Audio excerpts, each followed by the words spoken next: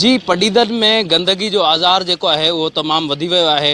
नालियुनि जो गंदो पाणी जेको आहे रोडनि रस्तनि ते तलाउनि जे जो ॾेख ॾियणु लॻो आहे। हिते जेके पाणी आहे उन पाणी जे करे केतिरियूं ई बीमारियूं जेके आहिनि उन्हनि मुंहुं कढियो आहे। अचो त वधीक इन हवाले सां पडीदन वासियुनि सां ॻाल्हि ॿोल कयूं त इन गंदगी जे करे उन्हनि खे केतिरियूं तकलीफ़ूं आहिनि। वॾी तकलीफ़ आहे हिते को गंद खणण वारो केरु कोन्हे, स्वीपर अचनि कोन था। पाणी हिते जेको आहे सो ॾिसो था ढेर लॻो बीठो आहे। नालियुनि जी सफ़ाई असां पाण था कयूं, को बि स्वीपर नालीअ लाइ अचे कोन थो। जेकॾहिं चऊं था खणी त को ॿुधण लाइ तयारु कोन्हे को। हितां झाड़ू असां पाण था ॾियूं रोड ते, झाड़ू वारो केरु कोन्हे को। हाणे मूंखे ॿुधायो त असां काॾे वञूं? असां हिते वरी अज़ाबनि में फाथल आहियूं। इंतज़ामिया छा थी करे? इंतज़ामिया निंड पई आहे, सुकून अथसि। केर बि सफ़ाई लाइ कोन थो अचे, चई बीठा आहियूं। हिन महिल ते को माण्हू नथो अचे।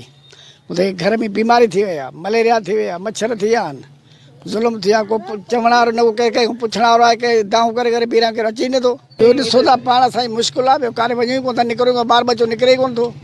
बीमारी बढ़िया को माण्हू निकिरे ई नथो, मजबूर आहियूं तमामु। ॾाढी तकलीफ़ूं आहिनि, ॿार बच्चनि खे गुज़रण में तकलीफ़ थिए थी। नालियुनि जो जेको सॼो पाणी आहे रस्तनि ते निकिरी आयो आहे, को बि हिते जेको पाणी निकाल करण जे लाइ तयारु न आहे, को माना पुछण जे लाइ तयारु न आहे। जेके नुमाइंदा हिते चूंडियल आहिनि सॼे शहर पडीदन में, सिर्फ़ु ईअं न त की हिकिड़े वार्ड में पाणी बीठो आहे, सॼे शहर में पाणी बीठो आहे।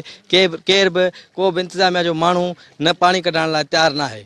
असांजी जेके आहे त आला मालदारनि खे इहा अपील कयूं था त भला महिरबानी करे सॼे शहर में सफ़ाई जो निज़ाम बरक़रार रखियो वञे। जॾहिं बरसाति अचे थी, उहो मुसलसल बरसातनि जो पाणी हिन नाली मां जेको आहे सो उथरी करे हिन रोडनि ते अचे थो।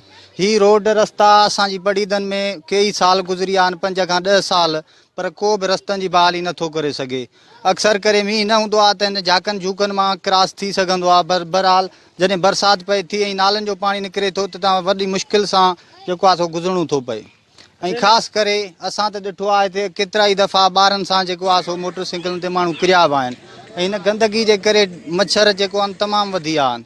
ऐं घर घर में 1 खां 10 भाती बीमार पिया आहिनि, कंहिंखे ज़ुकाम आहे त कंहिंखे खंघि आहे। हथ जोड़े असां माज़रत सां चऊं था त महिरबानी करे हिन पडीदन शहर जी मालिकी कई वञे ऐं रस्ता जेको आहे सो उन्हनि खे क्लियर करे ऐं पाणी कढी करे हिननि खे ठाहियो वञे। हर गली जी तक़रीबन इहा हालत जेकी मेन चौंक आहे हिते ॾिसो था केॾो ढेर लॻो पियो आहे। एतिरी हालत आहे जो थोरी बरसाति पए थी, गटर पाणी वठण खां ज़्यादा रहंदो पोइ ॿाहिरि पाणी पियो थो अचे। हर जॻह ते इहा गंदगी लॻी पई आहे, मक्खियुनि जा ढेर लॻा पिया आहिनि ऐं बीमारियूं फैलिजी चुकियूं आहिनि, अस्पतालूं भरियूं पियूं आहिनि। का बंदोबस्तु न आहे, न को टांगण वारो, न को ॿुहारे वारो, न को चेयरमैन, केर बि न लड़ियो आहे पडीदन जे वाम ॾे। तव्हां पाण जा ॾिसो था, इहे तव्हांजे आम्हूं साम्हूं गलियूं आहिनि, आम्हूं साम्हूं घटियूं आहिनि त छा तकलीफ़ूं आहिनि। किथां अचण जी जाइ न आहे। हींअर बीमारियूं तमामु वधी वियूं आहिनि, मच्छर को बि असां लड़ी न आयो आहे। पडीदन जा साईं हालात ॾिसो पिया नथा त गलियूं थियनि, न रस्ता, न रोड, न का शइ। ही रवासनि जूं ॻाल्हियूं ॿुधियूं। हिननि जो चवणु आहे त शहर जा 10 ई वार्ड जेके आहिनि उन्हनि में गंदगी जा ढेर लॻल आहिनि ऐं गंदो पाणी जेको आहे उहो रोडनि रस्तनि ते निकिरी आहे, जंहिंजे करे केतिरनि ई बीमारियुनि जेको आहे मुंहुं कढियो आहे। हिननि आला अख़्तियारनि खां मुतालबो कयो आहे त शहर जे समूरे वार्डनि मां सफ़ाई करे शहरनि जी बेचैनी ख़तमु कई वञे। कैमरामैन हाकिम जोयो सां गॾु साजिद जोयो, टाइम न्यूज़, पडीदन।